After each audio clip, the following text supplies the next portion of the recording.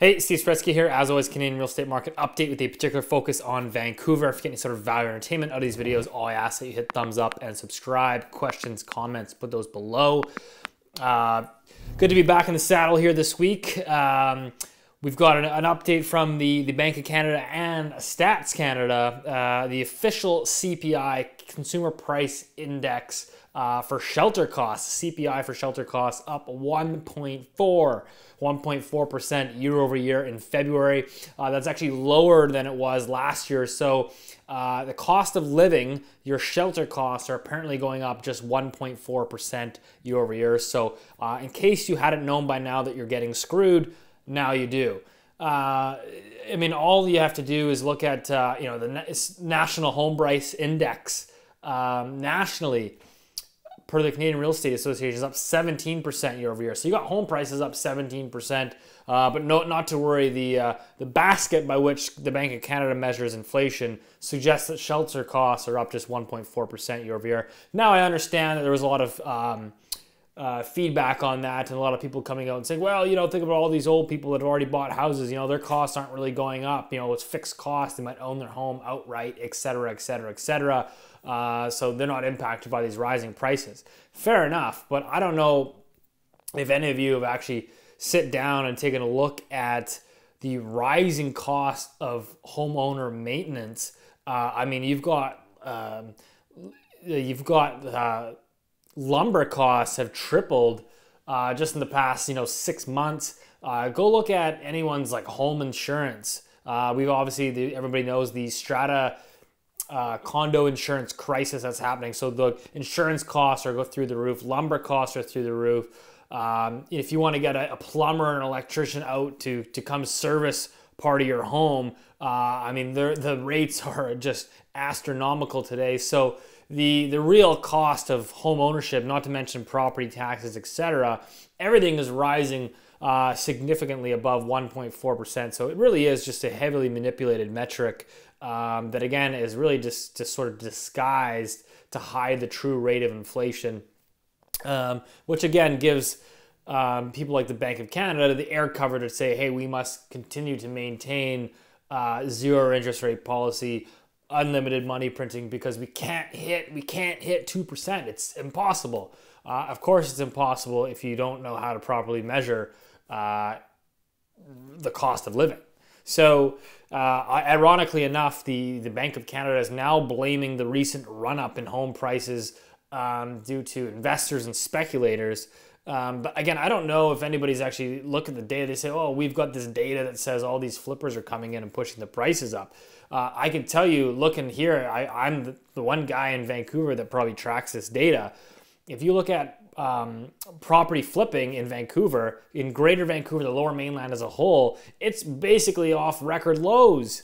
It's just now starting to trickle up off record lows. So here's a chart on homes that have been bought and resold within a 24-month window, which is how we basically quantify property flipping. So it's less than 5% of all total transactions.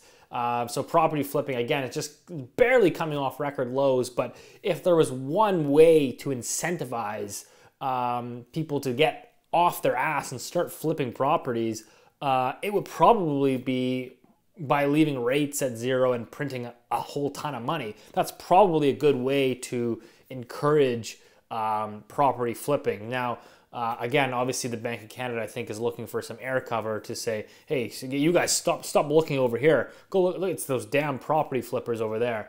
Again, I think that the heat is on. I think that we're at very precarious times, and I would think that if you look at even what the Bank of Canada now is come out this past week, and they said, okay, we're going to remove some of these emergency measures, which was buying provincial bonds, bond debt, and corporate debt. So they're scaling that back now that they've got those yields down to basically nothing.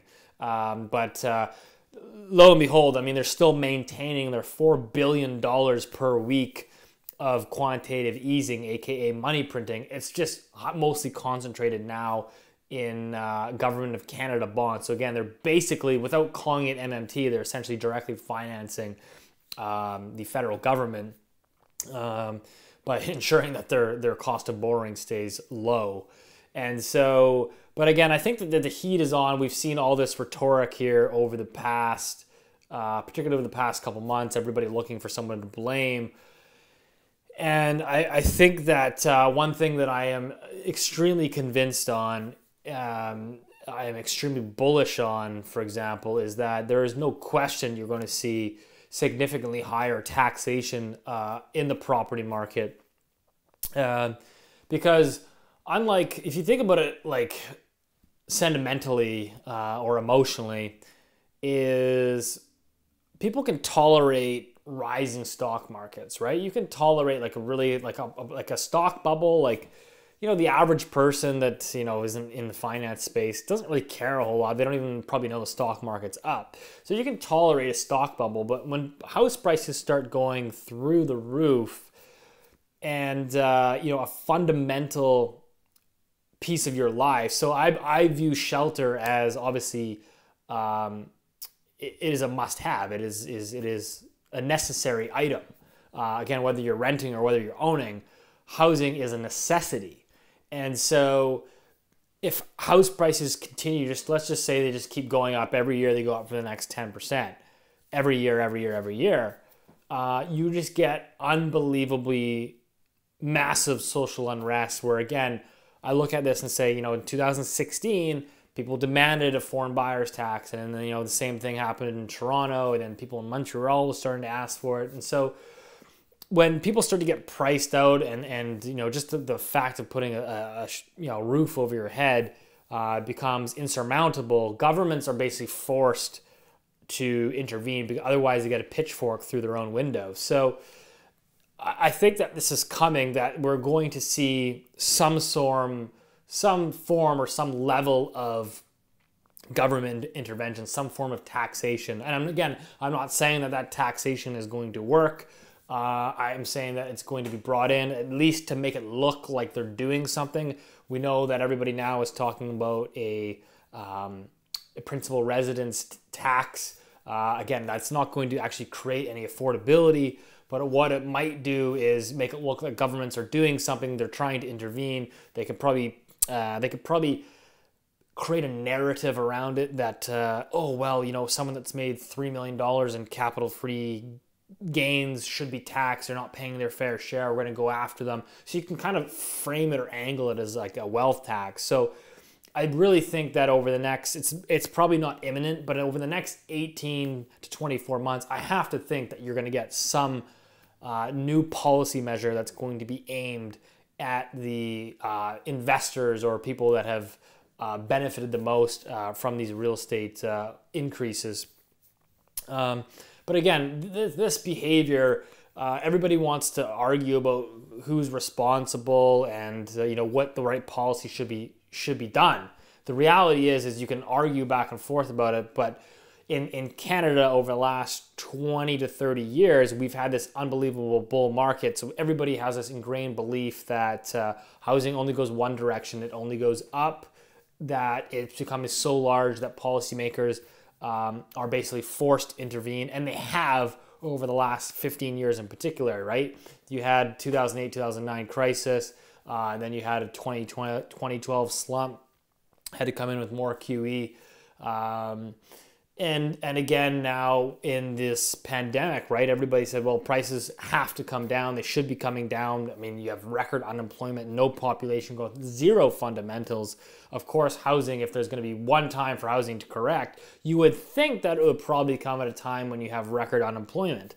But again, lo and behold, policymakers have said, no, this is not going to be allowed to happen, to intervene with all these policies to support housing. And not only did it not fall, it's up 17% nationally. And so now you create this speculative feedback loop, right? So all you have to do is look at the Bloomberg Nanos Index for consumer sentiment towards their belief that home prices will go up. It's actually at all-time record highs right now. So the sentiment for housing, for real estate, is at record bullish levels right now. Probably just aching for a pullback, but you've created this this feedback loop, right? So if one asset just continues to go up, and if every time that it comes under jeopardy, the government intervenes, people then again believe that it can never go down, and so naturally you create a situation where people are almost incentivized to speculate even further. You can take larger and larger bets, and the bigger that it gets, the more that policymakers actually have to ironically intervene even further, right? So the bigger that you make it, the more that you're going to have to come in and support it down the road when it gets into trouble.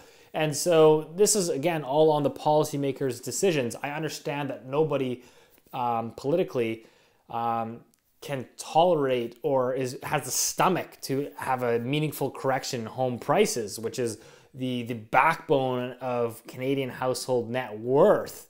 But the reality is again, every time you intervene in natural market corrections,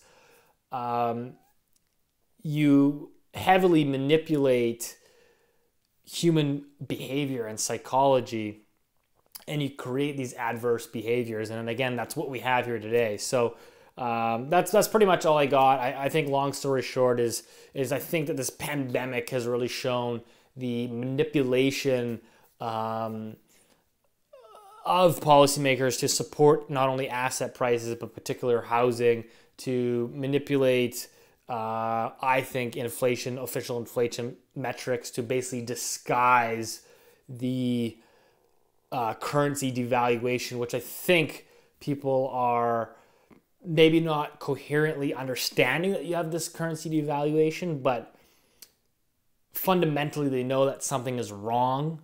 And so you're seeing more and more of that cash funneling into things like real estate, because everybody believes, again, that it's this one directional trade. So that's all I got for this week. I know that people have talked about the need to get this channel back onto some Vancouver real estate deep dive analysts and analytics.